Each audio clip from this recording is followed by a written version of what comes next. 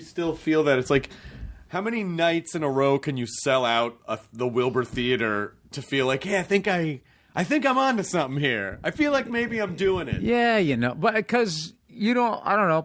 I don't feel any different.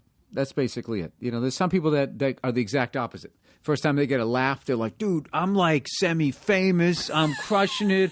I'll be on a bus. There's that person who and those people, God help them when it goes bad, because they go just as far down the other way. That up and down thing. I don't do that. I just kind of look at it like, I fooled them again. There's always that thing as you're walking there, you're peeking out of the curtain. Did anybody show up? All right, we're having a show. Let's do it. So I guess it depends on why you do it. Like, do you like doing stand-up or do you like being famous? And maybe there's kind of a mixture of there's a dash of something and a little bit of something else for everyone. I love doing stand-up, and then the whole fame thing is I'm at a cool level. People don't bug me.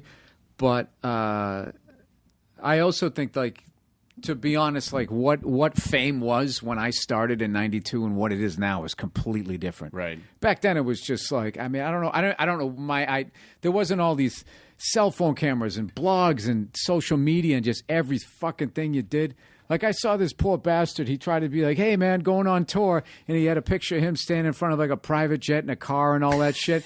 And then he got on a commercial flight and someone followed him on Instagram, took a picture. That was Bow Wow. Yeah, I don't know. Well, I wasn't trying to out the guy, but everybody knows. It was a big story. I know. But I felt bad for the guy. Yeah. It's just like, so much of it is like, is like that level of shit now that, like, you never got busted. Like, you didn't have to show that you were living that lifestyle. Everybody assumed you did. Now you got to have that lifestyle. If you don't, you got to fake the lifestyle. And then everybody's like, I don't know. Everybody's like telling on everybody. If I followed Bow Wow on Instagram and then I saw him tweet and then on Instagram or whatever, and then I saw him on the flight, I'd be like, oh man, I'd feel bad for the guy. I mean, I wouldn't want to try to, like... Yes, I know, but I hear what you're saying. Everybody wants their feet held to the fire until it's their feet. Absolutely. Give me a fucking break. Whatever. Absolutely, but I also Nobody think... ever exaggerated? No, I know. But it's all, but also, I mean, it is a... If people recognize you, it is a bold move to suggest, this is what I am doing... If you know that people might recognize you. I mean, I guess I always just think, make a joke out of it. Just take a picture of, like, the American Airlines and go, getting on the private jet. You know what I mean? Like, Then it's funny. And no one, I don't know. Whenever I see that shit, I'm like, oh, man. Yeah. But it is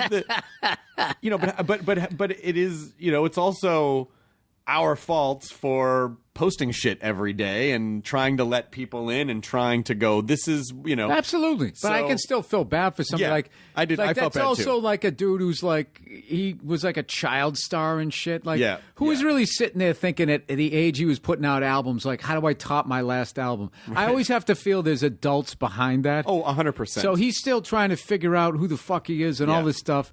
And everybody's like coming at him, probably saying, oh, you used to do this, now you're doing that. So now he feels that he has to do that. And then he gets shit on anyways. It's like no matter what you do. No matter what you do. That's the internet. No matter what you do. The internet is the world's largest hole-poking machine. Yeah, you're going to get shit on. It doesn't matter what it is. You will always get... Whatever achievement you feel like you... Yeah, but dude, what was up with that tie, though? Yeah, exactly. What? But that tie, though... Then they'll fucking take your head and stick it on something else. And it's always like, and you know who does it? Those people who have that little egg for a picture and like 2 followers. It's like, you fucking pussy. You just started this account to do this.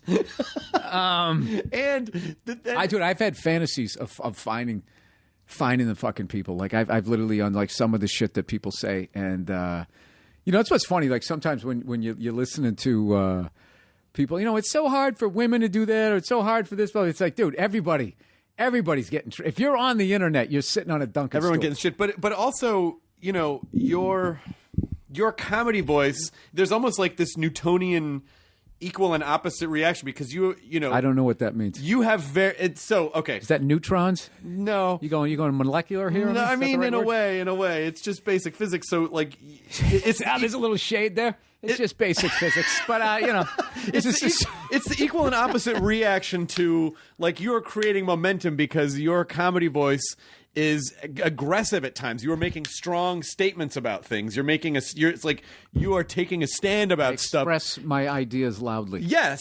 And so people feel like, oh, it's okay to come back at him like that, or maybe that's how he communicates, or maybe. Are you going to make excuses for everyone on the internet through this? I mean, are they ever held accountable? Is it always like, well, that's his fault for getting on a stage? I'm not blaming you. I'm just saying, understand, because a lot of times I feel like, and seriously. I think, I got to be honest with you, I think everybody, right down to companies, should be aggressive. You should be aggressive with these people on the internet. You should go right back at them. You poke them back even harder. You find out where they live. You just give them, you got to, because it's the bully mentality. You go right back at them, or you kill them with silence. You just figure out a strategy, but you got to have like a strategy. But these people who are like, you know, when people don't do shit and then they have to apologize for something that, you know, somebody else misunderstood, then the second you apologize, you're fucked. You know, unless you really did it, unless you really fucked up. Because I fucked up. I mean, I'm not saying I would never apologize. If I fucked up, I would say, everyone, you know, yeah, I fucked up.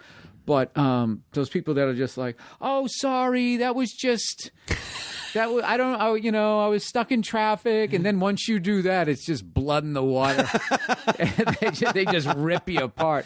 So you might as well go down swinging. I don't know how we got on this subject. No, it's a great. I don't know how I ever get on any subjects. We just yammer. But I do feel like there's I like to wield the human sword sometimes, where I just go, oh hey, you know, yeah, that really hurt my feelings, or like I was just having a weird day, or are you okay?